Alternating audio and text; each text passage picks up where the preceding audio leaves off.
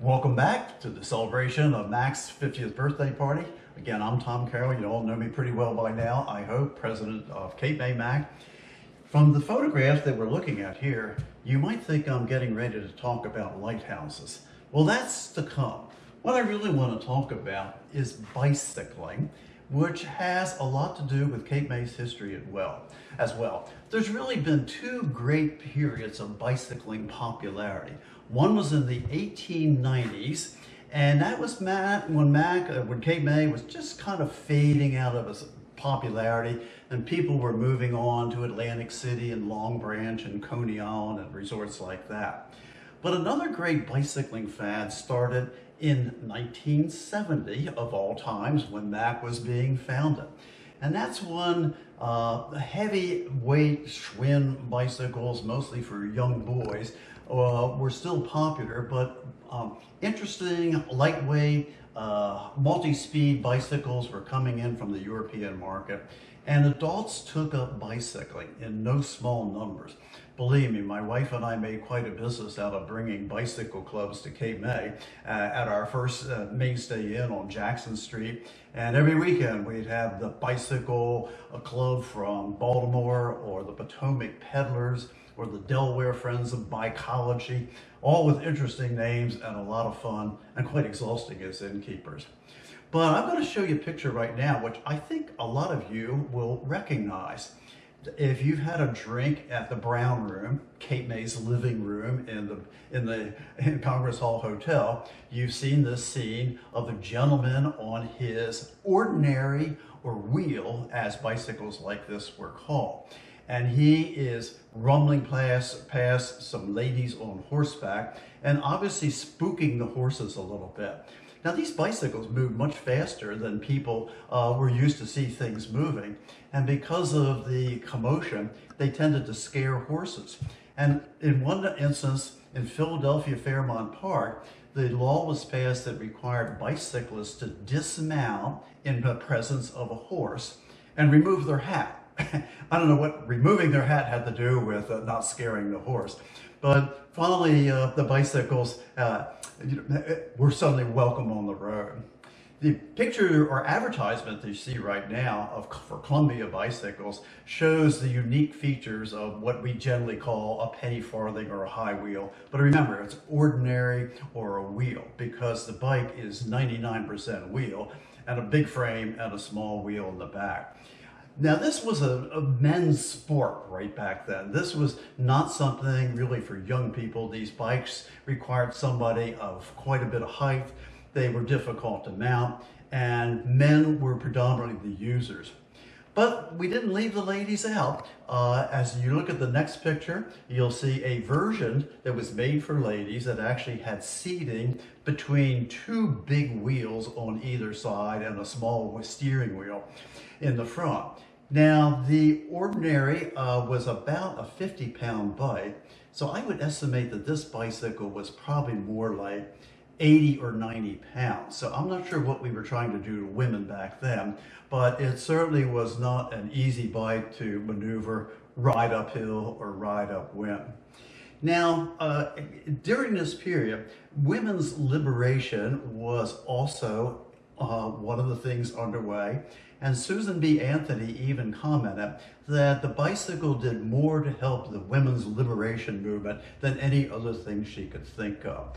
This was when women were able to get out and do things. And this little cartoon that you see has a funny version of the woman, the wife, getting ready to go for her bicycling while the husband is left with all the responsibilities at home. And a lot of that humor went on. But people worried a little bit about the young ladies were no longer traveling with a chaperone, and here they are out on their own in the bicycles, and who knows what happened on that social ride, as you can see from this young couple who's obviously dismounted the bicycles and enjoying a nice repose in the grass somewhere well out of the city. The last two pictures that I'm going to show you are pretty interesting too, because there is a national group that collects antique bicycles. And in the late 70s, they had their national meet in Cape May, which the city and particularly I worked very hard to get them to come to Cape May. And rather than the typical automobile show that we've seen on the Washington Street Mall, all these antique bicycles, about 100 of them, were lining up along the mall. And you'll see all types there, mostly with their wheels in the front and rather than in the back. And that was the typical design. But two of them at the lower right corner have the wheel in front. One of those, called the Star, was invented by a gentleman in Smithville, New Jersey, just outside of Mount Holly. And he designed this because having the small wheel in the front helped prevent you from doing what was known as a header, where your front wheel jammed in a rut or a grit, and you were sitting right over top of it, which would tend to take you over and dump you on your head because your legs were trapped under the handlebars. So by putting the wheel in the front, you prevented that. But that bike took a running start, or what became known as a leap of faith, to jump on it as you pushed it from behind to get on it. I did learn to ride those once and decided I was very happy having the wheel in the back. The second picture shows some of the stunt riding that was going on Beach Avenue, entertaining all the different people that had come down to see this great event in Cape May. And you can see some of the younger members of the Wheelmen were doing these interesting performances and doing a great job with it. As bicycling then moved on up through the years, many of the bikes that you see now really have great advantages, particularly in safety.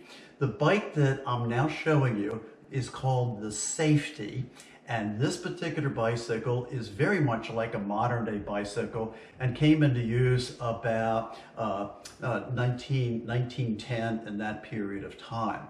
It was still a single speed with wheels of equal size, but had braking systems and a way for your cranks to power the back wheel, and was just a wonderful riding bike, and very much, as I said, like bikes today.